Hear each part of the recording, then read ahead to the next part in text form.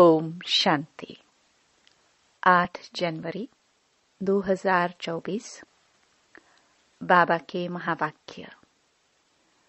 मीठे बच्चे, बाप की याद में रह सदा हर्षित रहो। याद में रहने वाले बहुत रमणीक और मीठे होंगे। खुशी में रह सर्विस करेंगे। प्रश्न। ज्ञान की मस्ती के साथ साथ कौन सी चेकिंग करना बहुत जरूरी है? उत्तर। ज्ञान की मस्ती तो रहती है, लेकिन चेक करो देही अभिमानी कितना बने हैं। ज्ञान तो बहुत सहज है, लेकिन योग में माया विघ्न डालती है। गृहस्थ व्यवहार में अनासक्त हो रहना है। ऐसा ना हो माया चूही अंदर ही अंदर काटती रहे और पता भी ना पड़े। अपनी नब्ज आपे ही देखते रहो कि बाबा के साथ हमारा हड्डी प्यार है। कितना समय हम याद में रहते हैं। गीत जले क्यों न परवाना। ओम शांति। मीठे मीठे बच्चों ने गीत की लाइन सुनी। जबकि बाप इतना जलवा दिखाते हैं, तुम इतने हसीन बन जाते हो, तो क्यों न ऐसे बाप का बन जाना चाहिए जो बाप शाम से सुंदर बनाते हैं। बच्चे समझते हैं हम सांवरे से गोरे बनते हैं। एक की बात नहीं है। वो लोग श्री कृष्ण को श्याम सुंदर कह देते हैं। चित्र भी ऐसा बनाते हैं, कोई सुंदर तो कोई श्याम। मनुष्य समझते नहीं कि यह हो कैसे सकता है। सत्यु का प्रिंस श्री कृष्ण सांवरा हो न सके। श्री कृष्ण के लिए तो सब कहते हैं श्री कृष्ण जैसा बच्चा मिले, पति मिले, फिर वह श्याम कैसे हो सकता है। कुछ भी समझते नहीं है। श्री कृष्ण को सांवरा श्याम क्यों बनाया है? कारण चाहिए। यह जो दिखाते हैं सर्प पर डांस किया, ऐसी बात तो हो न सके। शास्त्रों में ऐसी ऐसी बातें सुनकर कह देते हैं। वास्तव में ऐसी कोई बातें हैं नहीं। जैसे चित्रों में दिखाते हैं शेषनाग की शैया पर नारायण बैठा है, ऐसी कोई सर्प की शैया आदि होती नहीं। इतने सैकड़ों मुख होते हैं क्या? कैसे कैसे चित्र बैठ बनाए हैं। बाप समझाते हैं इनमें कुछ भी रखा नहीं है। यह सब भक्ति मार्ग के चित्र हैं, परंतु यह भी ड्रामा में नूंद है। शुरू से लेकर इस समय तक जो नाटक शूट हुआ है, उनको फिर रिपीट करना है। यह सिर्फ समझाया जाता है कि भक्ति में क्या क्या करते हैं, कितना खर्च करते हैं, कैसे कैसे चित्र आदि बनाते हैं।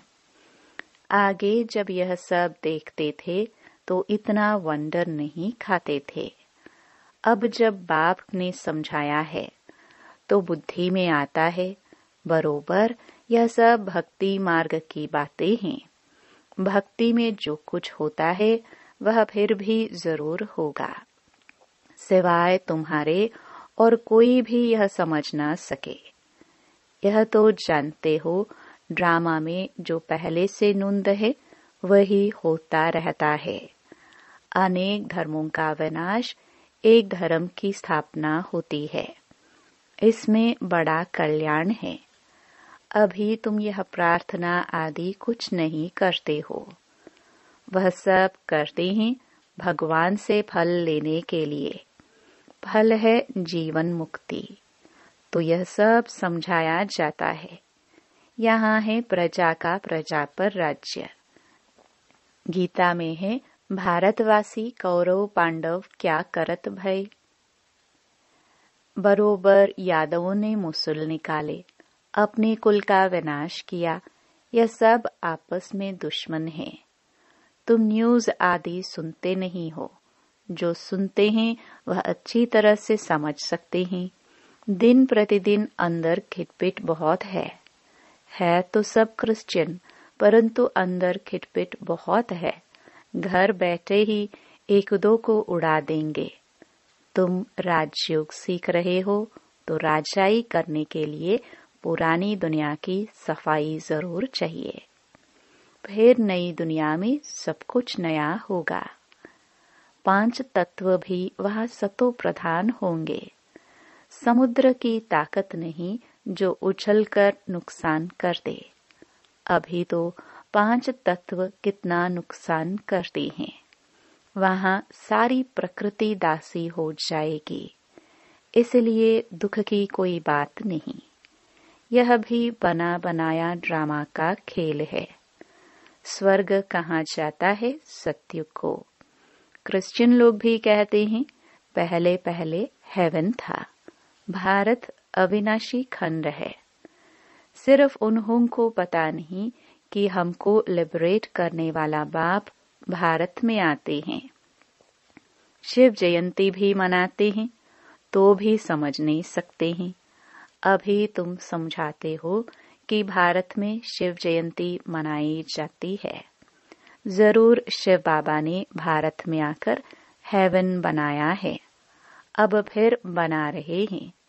जो प्रजा बनने वाले होंगे उन्हों की बुद्धि में कुछ भी बैठेगा नहीं। जो राजधानी वाले होंगे वह समझेंगे बरोबर हम शिव बाबा के बच्चे हैं। प्रजापिता ब्रह्मा भी है। लिबरेटर ज्ञान का सागर खुद बाबा है। ब्रह्मा को नहीं कहेंगे। ब्रह्मा भी उनसे लिबरेट होता है। लिबरेट सबको एक बाप ही करते हैं क्योंकि सब तमो प्रधान हैं। ऐसे अंदर में विचार सागर मंथन चलना चाहिए। हम ऐसी मुरली चलाए जो मनुष्य झट समझ जाए। बच्चे नंबरवार तो होते हैं ही। यह है नॉलेज। इनकी रोज स्टडी करनी चाहिए। डर के मारे पढ़ाई न पढ़ना यह तो ठीक नहीं है। फिर कहेंगे कर्म बंधन है। देखो शुरू में कितने छूटकर आए, फिर कई चले भी गए। सिंध में बहुत बच्चियां आई, फिर हंगामे के कारण कितने दुश्मन बन पड़े। पहले उन्हों को ज्ञान बहुत अच्छा लगता था। समझते थे इनको दात भगवान की देन मिली हुई है। अब भी ऐसे समझते हैं कि कोई शक्ति है। यह नहीं समझते कि परमात्मा की प्रवेशता है। आजकल रिद्धि सिद्धि की ताकत तो बहुतों में है। गीता उठाकर सुनाते रहते हैं। बाप कहते हैं यह सब भक्ति मार्ग की पुस्तकें हैं। ज्ञान का सागर तो मैं हूँ।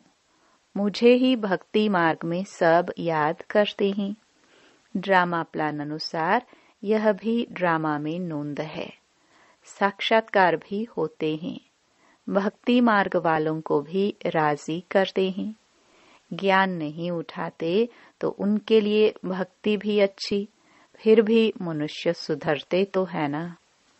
चोरी आदि नहीं करेंगे। भगवान का भजन करने वालों के लिए कभी भी उल्टी बातें नहीं करेंगे, फिर भी भक्त हैं। आजकल तो भल भक्त हैं, फिर भी बहुत दिवाला मार देते हैं। ऐसे नहीं कि शिव बाबा का बच्चा बना तो दिवाला नहीं मारेंगे। पास्ट का कर्म है तो दिवाला मारते हैं। ज्ञान में आने से भी दिवाला मार देते हैं। इसमें ज्ञान का कोई तैलुक नहीं। तुम बच्चे अब सर्विस पर लगे हुए हो। समझते हो श्रीमत पर सर्विस में लगने से फल पाएंगे। हमको सब कुछ वहाँ ट्रांसफर करना है। बैग बैगेज सब कुछ ट्रांसफर कर देना है। बाबा को शुरू में बहुत मजा आया था। वहां से जब निकला तो गीत बनाया, अलफ को मिला अल्लाह, बे को मिली बादशाही। श्री कृष्ण का चतुर्भुज का साक्षात्कार हुआ। समझा द्वारिका का बादशाह बनूंगा। ऐसा नशा चढ़ता था। अब यह विनाशी पैसे क्या करेंगे? तो तुम बच्चों को भी खुशी होनी चाहिए। हमको बाबा स्वर्ग की बादशाही देते हैं, परंतु बच्चे इतना पुरुषार्थ ही नहीं करते हैं। चलते चलते गिर पड़ते हैं। अच्छे अच्छे बच्चे बाबा को निमंत्रण देने वाले कभी बाबा को याद नहीं करते। बाबा के पास पत्र आना चाहिए कि बाबा हम बहुत खुश हैं, आपकी याद में मस्त रहते हैं। बहुत हैं जो कभी याद नहीं करते। याद की यात्रा से ही खुशी जोर से छड़ेगी। ज्ञान में भल कितना भी मस्त रहते हैं, परंतु देह अभिमान कितना है। देही अभिमानी पना कहाँ है? ज्ञान तो बड़ा इजी है, योग में ही माया विघ्न डालती है। गृहस्थ व्यवहार में भी अनासक्त हो रहना है। ऐसा न हो जो माया अंगुरी लगा दे। माया काटती ऐसे है जैसे चूहा। चूहा ऐसे काटता है जो भल खून निकल आए पर पता न पड़े। बच्चों को पता नहीं पड़ता कि देह अभिमान आने से कितना नुकसान होता है। ऊंच पद पा नहीं सकेंगे। बाप से पूरा वर्षा लेना चाहिए। मम्मा बाबा मुआफिक, हम भी तख्त नशीन बने। बाप है दिल लेने वाला। दिलवाड़ा मंदिर में भी पूरा यादगार है। अंदर हाथियों पर महारथी बैठे हैं। तुम्हारे में भी महारथी घोड़े सवार प्यादे हैं। हर एक को अपनी अपनी नब्ज देखनी है। बाबा क्यों देखे? तुम अपने को देखो। हम बाबा को याद करते हैं और बाबा मिसल सर्विस करते हैं। हमारा बाबा के साथ योग है। रात को जागकर बाबा को याद करते हैं। हम बहुतों की सर्विस करते हैं। चार्ट रखना चाहिए। बाबा को हड्डी जिगरी कितना याद करते हैं। कोई समझते हैं हम निरंतर याद करते हैं। यह नहीं हो सकता। कई समझते हैं हम बाबा के बच्चे बन गए बस, परंतु अपने को आत्मा समझ बाप को याद करना है। बाप की याद बिगर कुछ काम किया गोया बाप को याद नहीं करते। बाप की याद में सदैव हर्षित रहना चाहिए। याद में रहने वाला सदैव रमणीक रहेगा, हर्षित मुख रहेगा। किसको बहुत खुशी से और रमणीकता से समझाएंगे। बहुत थोड़े हैं जिनको सर्विस का बहुत शौक है।